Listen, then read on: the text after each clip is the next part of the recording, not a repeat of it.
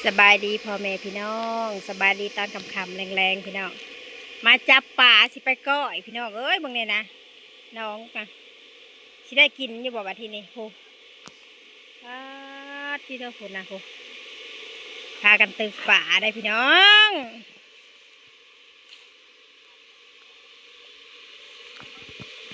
เบิ่งไปเบิ่งป่าก่อนเด้อพี่น้องอยู่สวนทุเรียนก็มีน้องป่าคือกันได้อยู่กลางบ่อโลด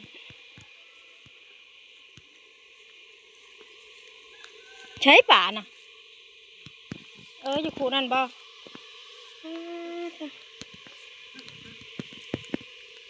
หนาวเลยค่ะเนาะหาทางขี่ว่าอาบน้ำแล้วนี่เฮ้ยอยู่นี่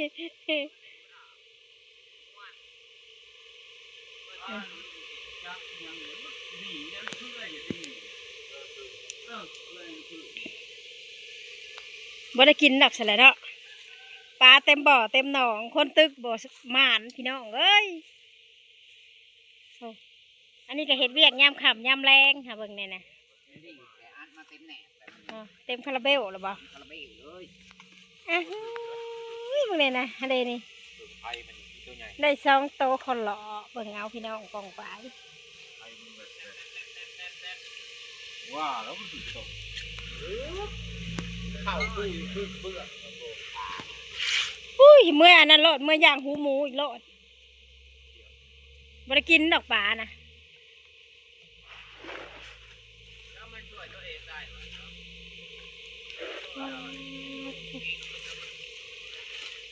แนวกระโดดบ่ายนี่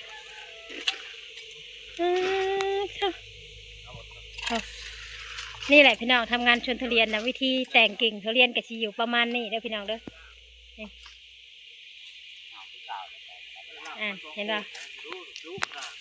แต่ชีอยู่ประมาณนี้อันนี้เราก็ดุตอนยามค่ำๆแรงๆหามุงแรงแต่ตอนกลางเว้นเราบริเหตุอย่างนั้นเรานอนอยู่5 โมง 6 โมงเราดุได้บาทพี่น้องไว้เบิ่งสอยกันเด้อนี่เห็นบ่เห็นบ่พี่น้องพวกสวนทุเรียนเราอย่างงามเลยได้น่ะเห็นบ่ตึ้งอยู่นะว่าเห็นบ่นะ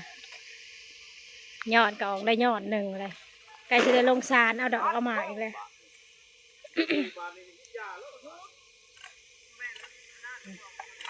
อันนี้กับพวกจับป่าอันนี้ก็จะได้กินหรือบ่เอาโลดต้องแบบนี้ลุงดอก